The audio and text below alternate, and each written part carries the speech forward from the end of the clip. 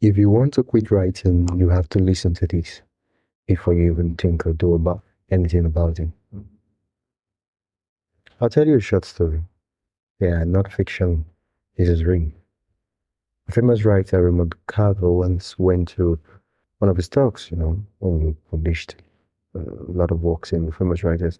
People do invite you to come to interviews so they can ask you a couple of questions. He went to the place, and while he talked and thought, someone asked, I've been thinking about writing for some time. I don't know, should I quit writing or should I keep going? And Raymond Carver thought about the question for a very long time. And then he said, quit writing. Everyone was shocked. Why would a famous author tell a young writer to quit writing? Why would he do that? He's supposed to encourage the writer. He's supposed to give the writer a couple of advice to keep them going. Why? Why would he do that?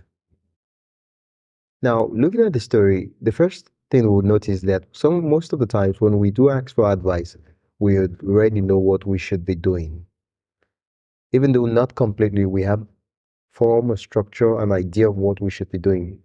And that's why when someone tells us something different, we're like, no, why would you tell me to do that stuff? Why? I saw a quote recently. I really don't know who said it, but he said, "You don't have to be great to start, but you have to start to be great."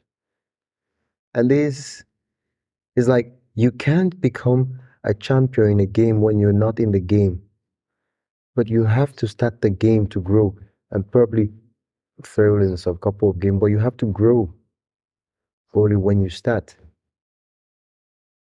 And there might be reasons, content reasons why you want to quit. For different persons, there are different reasons why they want to quit. A very common one is you're a writer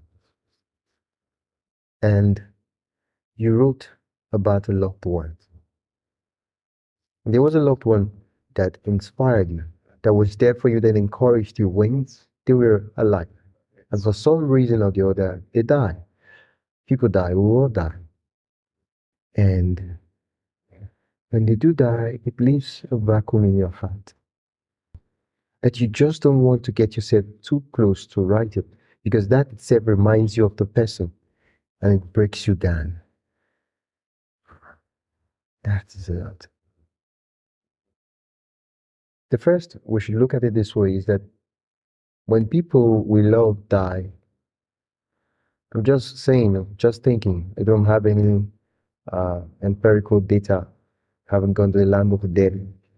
But when people we love die, people who made good for us when they were alive, I do believe that they, if they had the opportunity to tell us what they mean for us when they die, they will tell us to live our life, to progress, to use every inch of the opportunity, the privilege to write, to tell our stories, to be creative, to build a world and a tribe of our own.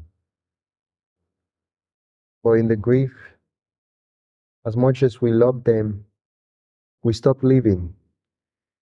And I don't think that would be what they want for us. And for others, it might be, I'm trying to write. I think I've given it my all, but I can't just figure it out.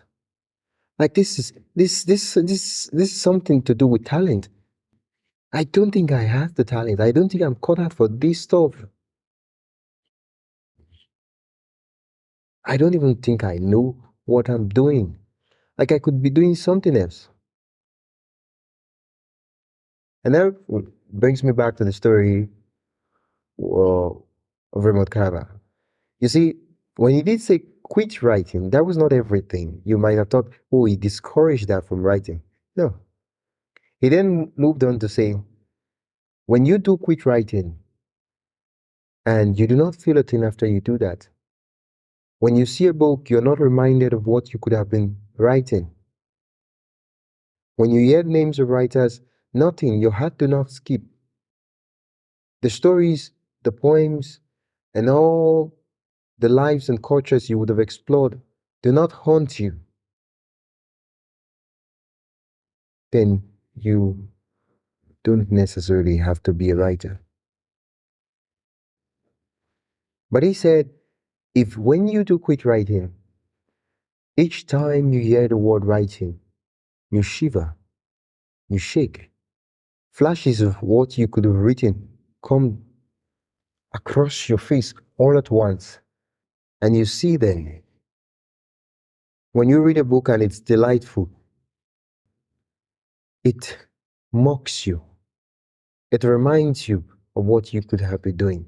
When the idea of becoming a writer haunts you and you just can't let go of the idea, then you have to come back and keep writing. Looking at this, we need to put a lot in perspective. Not everybody has to be a writer. Yeah, let's look at it this way. I listen to music, and there are a lot of music that delights me. Oh, I'm like songs that delight me. I just listen to them, and I'm like, wow, I love that song. It's interesting. How did this lady, how did this uh, musician come up with this idea? Like this music is angelic. I don't even know how they thought. How did it come into the form of thought? You know, there's certain things you see, you listen to, I mean, certain forms of music you listen to, you're like, how did they think it to come to being? Because this is way out of the ordinary. I love music, but I don't want to become a musician. I don't want to sing. I don't see myself singing. I love to listen to music. I enjoy music. But I don't even see myself singing or listening or playing music or doing any of this stuff. And if you put a guitar in my hand and you're like, do you want to quit writing or not? Sorry, quit music or not quit music? And I'm like, I think I'll go do something else. And I would move on and do something else. And I would not feel a thing because my mind, my heart is not in there for music or any of this stuff. But there are other persons who, if they do stop, for some reason, maybe they had to chase professional jobs, chase law and medicine and do other things.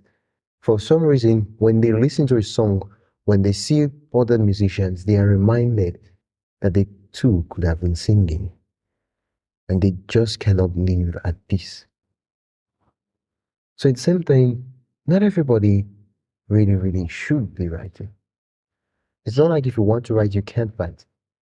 But for others, it's just one of those play, one of those experiments that we do that at the end of the day, the experiment doesn't progress beyond that day itself.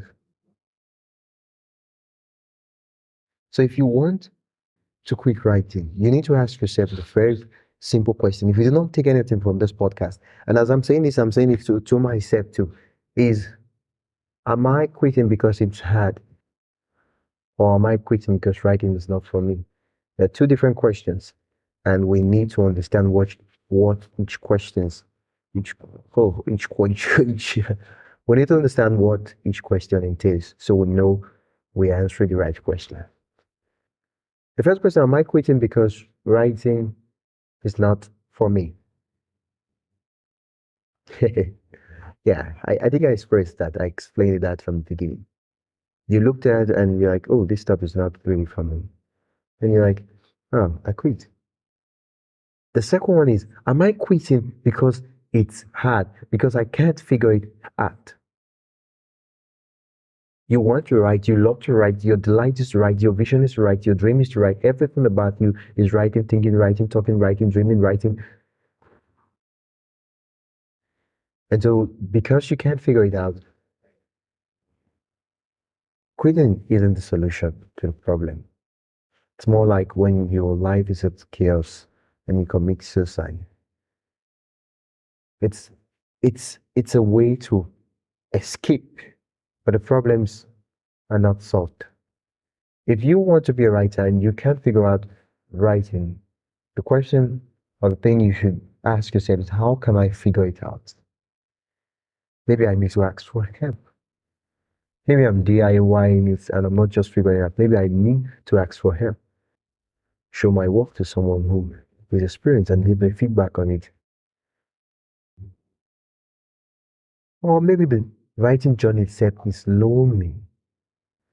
Maybe I need to find my own tribe, build my own community, connect with people who with like-minded goals, so we can both inspire, bounce off ideas from each other, and keep each other accountable. Maybe that's what we need. Because the whole idea of accountability makes us move on the journey a little further. And I still remember the words of E.B. White when he said, "See, I admire anyone that has the guts to write, because writing is an act of courage." And that's true. It's a lonely task that you're writing and you're writing. And it doesn't really matter the number of poems or stories you write. Every story or story you start again is a new craft. It's from scratch. It's something new. And you just have to write and figure it out and find if it will work or not work.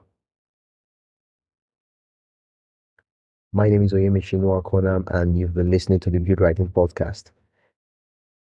I do hope you would not quit. I do hope you continue. Do hope you keep on working on the journey even further and further. I want to listen to you. I want to hear what you have to say. Send me a message at buildwriting.com/speak, buildwriting.com/speak, and I'd love to feature your voice memos on the podcast. Until next time, keep writing. I'll see you in the next episode.